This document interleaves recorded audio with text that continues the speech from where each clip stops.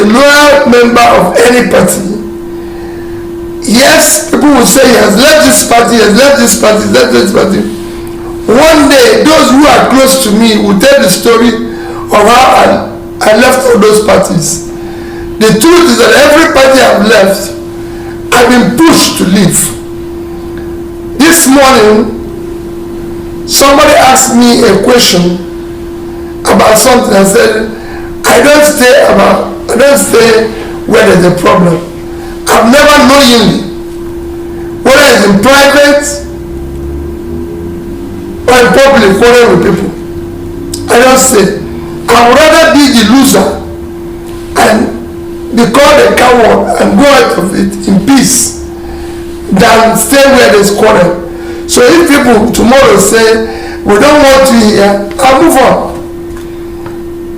That is not weakness.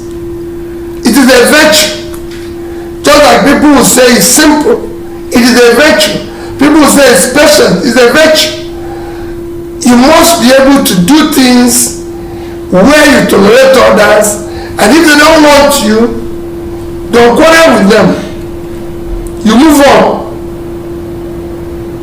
My commitment is for a better Nigeria, and I believe that we need to work together with other entities in order to be able to change the country. Of course, inflation is a tremendous problem in Nigeria. If you were president, what actions would you be taking right now to alleviate the inflation?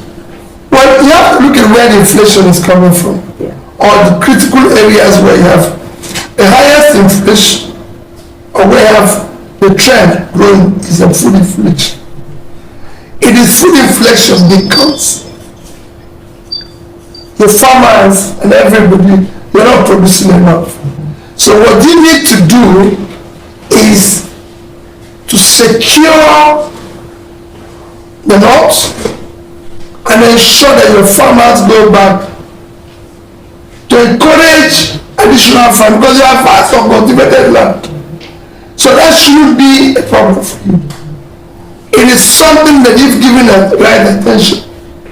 Within a few years with this different story.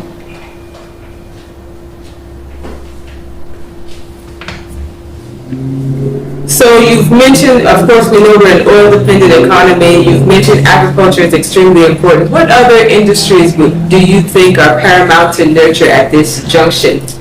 Well, you have to start with food. You know, because like I said before, if you have physical security, which is life and property, you need to deal with food security, so that people will be sure of food. You need to deal with other critical areas. Today, Nigeria is not a productive country.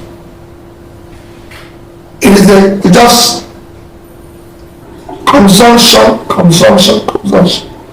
You need to make it productive. A country of over 200 million people, our production is low when you compare it with countries like Vietnam.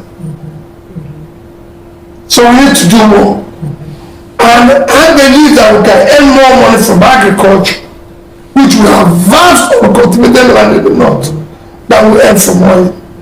I believe we can earn more from manufacturing than we earn from oil, because we already have the huge market. We have this sub-Saharan Africa to sell, and the world is looking for cheap labor, which we have.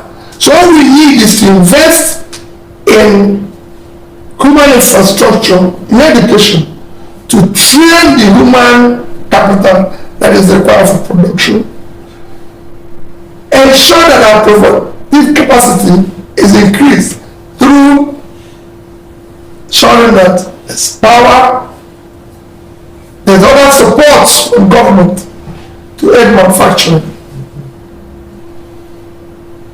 Well, in the meantime, a question I also have is, how do you approach your decision-making process? Both personally, politically, professionally, what's your approach to resolving difficult issues that you're facing? By discussing it with people. Okay.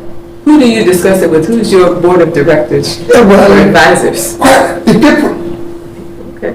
Because it's the people who you're serving. You must be, it's like selling a product.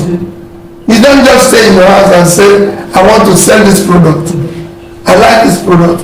The people have to have need and demand for the product. Same thing is governance. It is the people.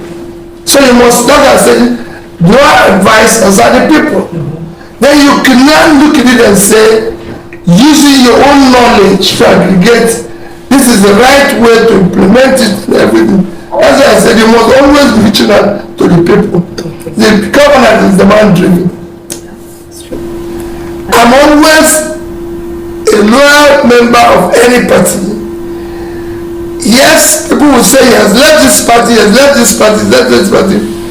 One day, those who are close to me will tell the story of how I left all those parties.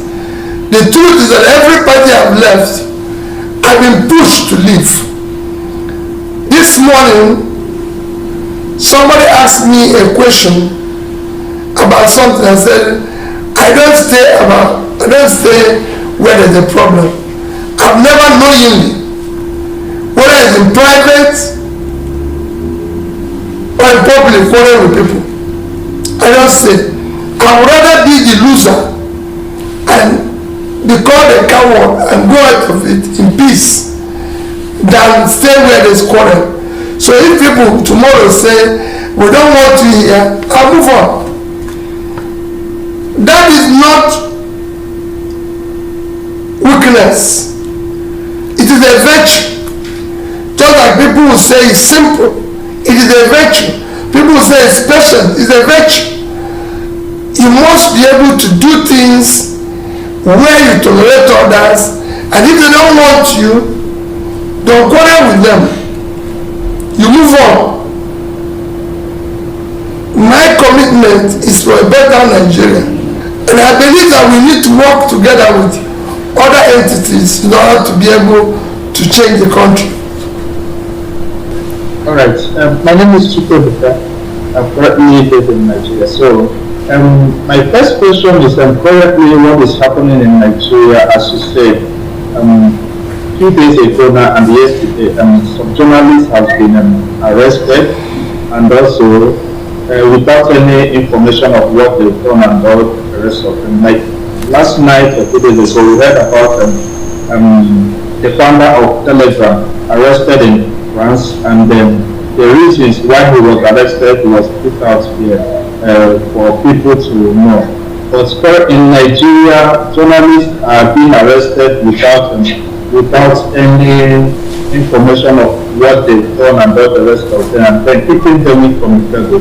So my question is, what are you doing, like, to telling the leaders of the use of telling people, even though there is need to arrest someone, to open up and tell the public the reason why the person is arrested. Then secondly, my question is about collaboration in terms of making Nigeria great again, or keeping building the new Nigeria we are talking about. How are you collaborating on meeting people all over Nigeria to join hands with you and then achieve this result? So these are my two questions. Thank you. Well, starting from your first question about journalists and people being arrested without listening, I've said that for me, if I was involved, it was under my watch, nobody would be arrested unlawfully, and nobody would be harassed unlawfully. Everything we're going to do, one of the things I want to enthrone is that intangible assets of law and order, and living with the rule within the law, making sure that the right things are done always, because it's critical for people to live in a society. On what you said, if you're in Nigeria, you know that I'm moving around, trying to get people to understand and join in what I'm doing, trying to make them to do it themselves. So it is important. The functionality of party is people. As you know, it is not easy to be in a party that is not in government, because the transactional system, our politics today is transactional. So being in a position like I am, and even moving around, you're getting as a mad person. Where are you getting the resources? How are you doing it yourself? Why would you be wasting your resources? Because everything is waste. They want you to be where something is being shared. So it is people. When people apply and they're fine. If they don't, we can't follow. So, let me take this opportunity. We recently spoke with several current students at the Wharton School of Business, and they have an annual conference, the Wharton Africa Business Forum, and they have graciously would be over the moon to have you as their keynote speaker. The Wharton Africa Business Forum is this year's, every year, it's November 15th through 16th. And so on behalf of them, I would like to extend an invitation to you formally to be the keynote speaker. And for those of you who are in the Philadelphia area, please definitely make a point to attend this conference, and hopefully you'll consider attending and being there as a keynote. No problem. For me, visiting schools and engaging with students is critical, especially when we're talking about young ones, which are saying they will be the engine for New Nigeria. Ours is to build the foundation. They will build the structures because they're being trained. They have what it takes. They've lived in Western world. They've lived in better part of the world. They've seen things work better. So they will be the drivers of this new Nigeria we're talking about. We can do it. Yeah. We just exist now. Ours is to lay the foundation to show that here we have good governance. Governance that is humanitarian, cares about the people. Government that is investing in education. I want to see schools in every corner of the north educating people. The young ones are made in evangelist schools that are learning the Quran. I want to see them, while learning Quran, also learning English, learning mathematics, learning physics, everything. When they now be the tools, the workers, that these ones that are here and all over the globe will use in building New Nigeria. Fantastic, and I know they'll be excited to have you. Mr. Nicholas, you're on NOTV Live. You may be the last question, so please go ahead, introduce yourself, tell us where you're from, and ask your question. Okay. Good afternoon, Mr. Dodo. My name is Nicholas. I'm from Imo State, Nigeria. I live in the United States. My question is about wasteful spending in government. As someone who was a governor of the state, I look at Nigeria and I wonder how we've been able to purchase, the government of the day has been able to purchase some wasteful resources that we do not need, and it's almost as if we as a people are powerless. So as someone who was governor in his time, how can the people stop this government from continuously wasting our resources? I don't know if that's like it's going to be a means of an advice to us or a pathway for us to be able to stop this wasteful spending. We cannot continue to demand vocally. Are there directions that we can use to stop wasteful spending in Nigeria amongst our government as of today? Well, there's no other way apart from to continue being very vocal and condemning that wasteful expenditure and saying that the resources should be used for the good of the people in other areas that are critical areas of development. Like we always advocated, we can't continue what we're doing now at both at national and sub-national level with the expenditure.